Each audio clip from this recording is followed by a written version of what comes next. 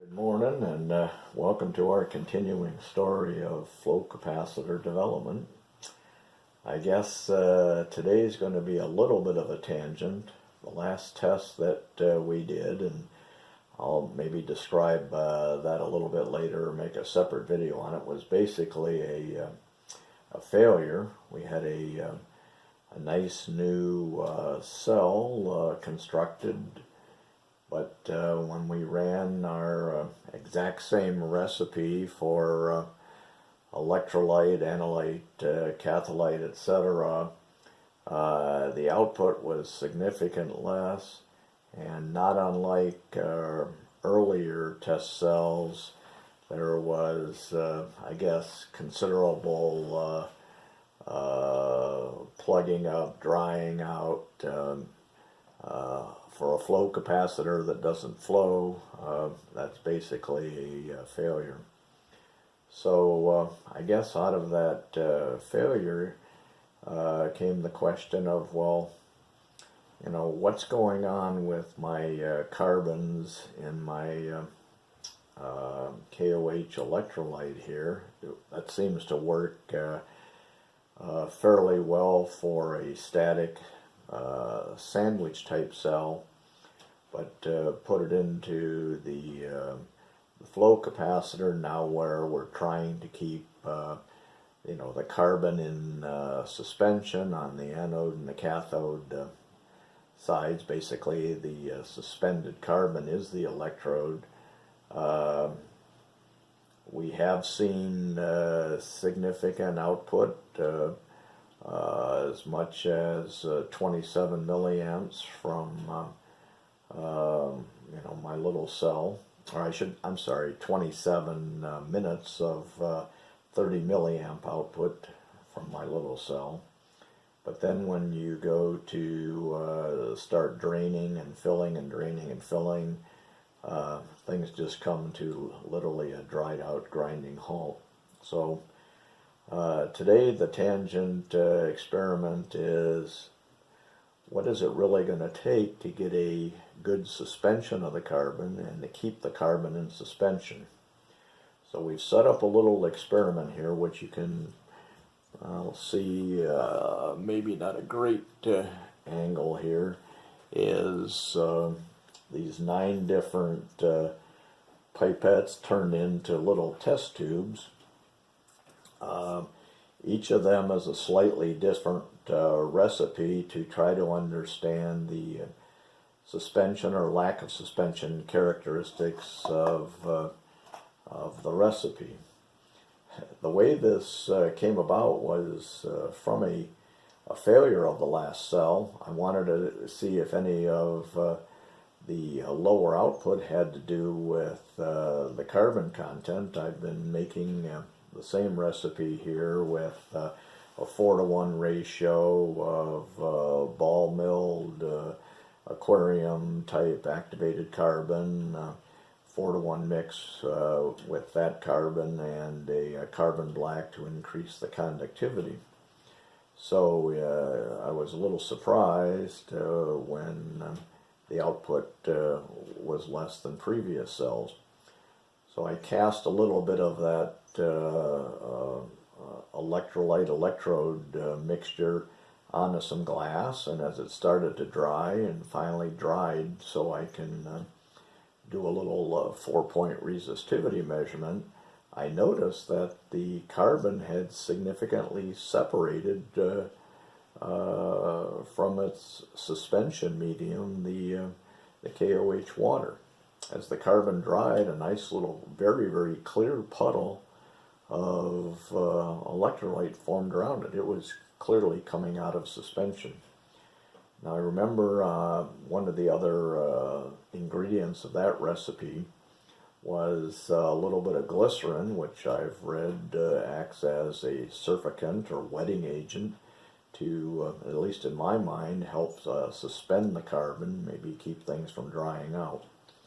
But either I don't have the right ratios, or that's not the right or a good enough material. So I proceeded then, by noticing that phenomena in that failed cell, to set up today's experiment, which is basically I guess, my way of trying to determine what's a good surfactant and what's a good material to keep the carbon in suspension.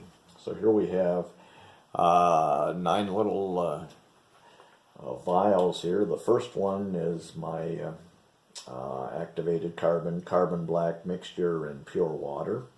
The next one is the same ratio, all of these in fact are the same ratio of activated carbon black and water. We start out with 20 milliliters of water and 3 grams of the carbon black activated carbon mixture.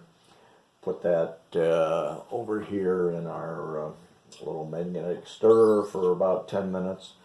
And then during that process, as the carbon begins to, we slowly add the carbon, and during that process, as it begins to mix with the water, we'll add various little surfactants to see how it mixes, and then set these in test tubes, and over time watch how they settle out. The thought being, whatever settles out the slowest, or doesn't settle out, or remains in suspension the longest, that's probably the quote best recipe, or a good recipe to try in the flow cell. We want to keep the carbon suspended. Don't want it sticking to the current collector. Don't want it sticking to the membrane.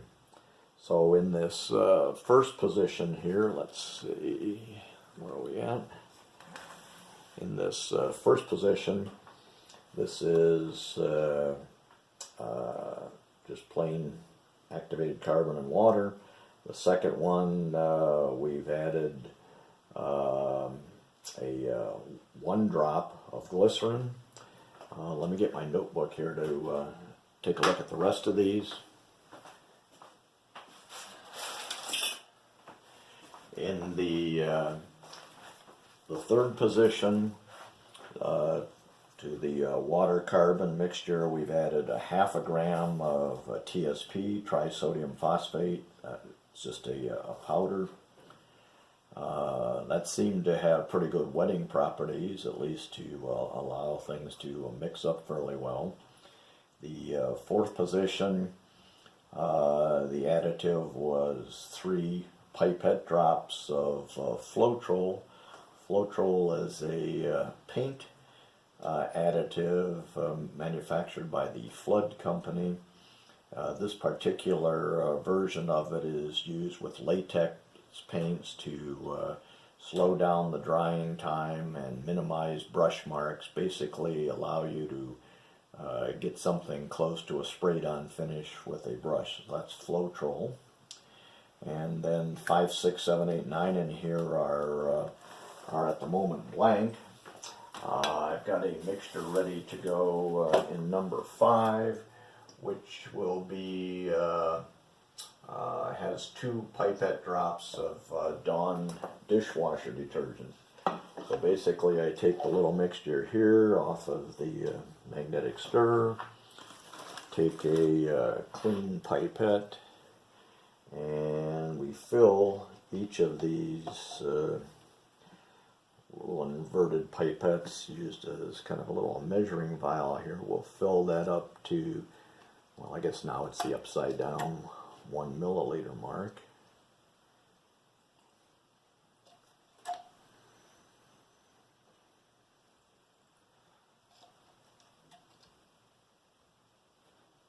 So we'll put exactly the same amount. I'm taking care to kind of drip this down the side of the tube. Part of the problem with developing a flow capacitor is, even if the cell is transparent, once you put the carbon mix in, you cannot tell how full it is, how empty it is. Everything just goes black and stays black. Okay, so there we've got the 5 cells that I've mixed up so far. The next one here, number 6, is going to be, let's see, what is 6? 6 is laundry detergent, some liquid laundry detergent as a surfactant. Now, the last thing I want to show you here is how this is progressing. Basically, this first vial was mixed about an hour and 15 minutes ago, and then about every 15-20 minutes, the subsequent test. I don't know if you're going to be able to see this here. I'm going to try to get the light just right. Okay, you could possibly see, let's see here, where it was filled up to about a centimeter from the top of each vial, and you can already see the significant difference. For instance, the plain old water mix still has a fair amount of suspension. You can see clear liquid for about a half a centimeter from where it's filled. But look at the glycerin, which was my standard recipe for quite a while here. For being a wetting agent and hopefully trying to keep some of this stuff in suspension, after about an hour, we've got a vial of mostly clear liquid with the carbon settling down towards the bottom. The third one is a little bit better, but not much, although it's been in there for less than an hour.